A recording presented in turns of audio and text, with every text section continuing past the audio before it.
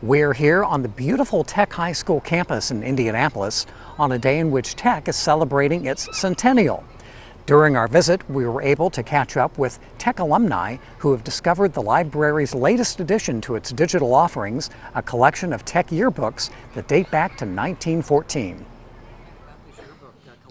It's wonderful, absolutely wonderful. I was at home one night looking to see what type of activities they're going to have for the Tech Centennial, and saw a link to the yearbooks online there through the alumni page.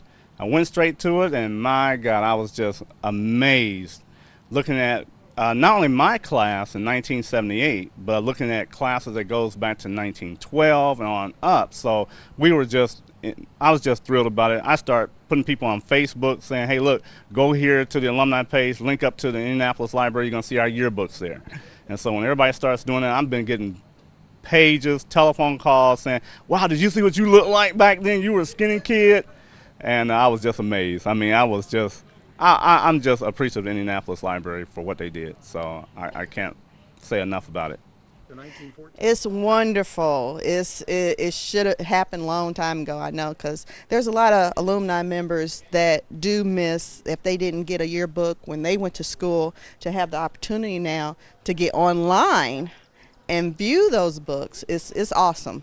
It's very computer friendly, that is easier access to just scroll down, put in the search of your name, and you just pop up instantly of all the pages you might be on. So it's very easy to maneuver around on the pages. Yes.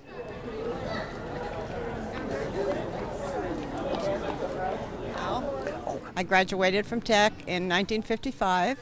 I came back to teach in 1960 and taught here 10 years. Started in the art department and then was a senior counselor. I found out, and now I remember, that I was in the art club, and found myself front row of the art club. So art was my main interest when I was here at school. I belonged to a club called the PAMS. Stood for Pals and Men Seekers, and there were 17 of us, and 11 of us still get together, so I imagine I could find all 17 if I were looking. The latest addition to the library's growing collection of online digital materials is a collection of Tech High School yearbooks that date back to 1914. Pam Swaitner manages the library's digital collection, and Pam, this is a great day. We're at Tech High School at the Centennial Celebration. What kind of reaction have you gotten to the Tech High School yearbook collection so far?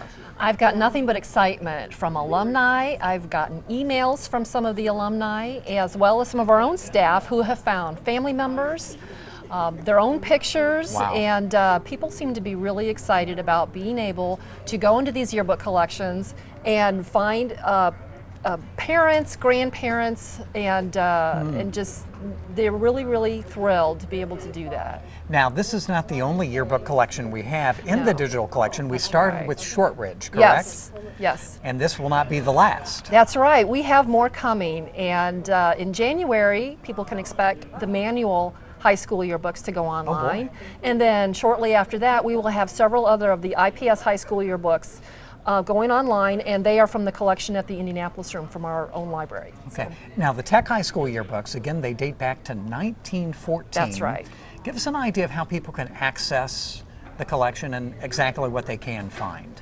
What they can do is, by going to our site, the library site, they can go into the digital collections, and right now Arsenal Technical High School is the official name of the collection, and it's at the top. So people can, once they click and go in there, they can just browse the collection and go find the yearbook that they want. We also have a box on the front page that lists the decades of the 1900s and the 2000s, so they can go in and click a specific decade and just look at those and call up the yearbooks they want. People can also search within yearbooks. They can search for their grandpa's name or for their father's name or their own by the search box that is provided in the collection as well. I would think that that would be an extremely popular thing for people to check their own family history, it really friends, is. the city, the school. The popularity of the Shortridge yearbooks really clued us in to how important this kind of information is to people and how much they really want to use it. So that's why we pursued the rest of these yearbooks as well. So Arsenal Technical High School is the second collection we're putting up. Then of course Manual and the rest of the yearbooks will be coming. I found a couple of things when I did my initial perusing of the collection, and that is that you can actually download images from any page. Yes, you can.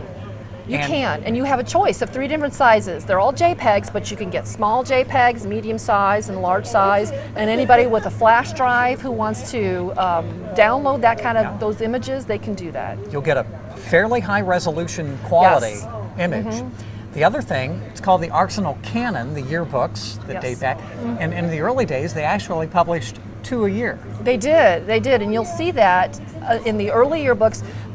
One came out in January and the other came out in June. They were much smaller. They were Right. more like newsletters back in those days, and but they did it twice a year. So How important is this to not only documenting the city's history and the various things that the library has in its digital collection, but really the role of the library in being able to do this?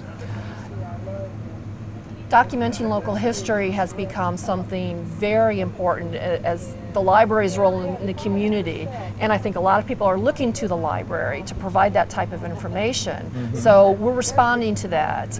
We realize that this is what people want to see, and that it's important to people's lives, to the genealogy that they do, to the history of the city, and so documenting all of that information and putting it in one place where people can come is very, very important. This information exists in various places, as you know, and a lot of it's in print. But by putting it in one place and putting it online, it reaches not just within the city, but people outside of the city who have ties to Indianapolis can come in and see local material. And it's really an appropriate role for the library and something that we can do and Yes. like to do and like to partner. And speaking of partners, tell us about who's involved, the funding partner in this, and then actually the people who make the digitization happen. Yes, our very good friends at the University Library at IUPUI, they're involved in many of our projects, and we work very closely with them. So they helped us out with this, and we got funding from the Library Fund from the Central Indiana Community Foundation. Right. So, and they've played a very big role in helping us with many of our projects in the past as well. And those partnerships are so important, and the digitization piece that IUPUI helps us with is always very important. And be sure to check the website at ndpl.org because this is the latest, but we are growing by leaps and bounds in the digital collection that you can find online.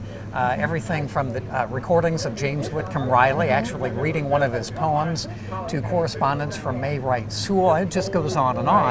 And now we're into the yearbook business. Right. So this is great. Pam Swadner, manager of the digital collections at the Indianapolis Public Library.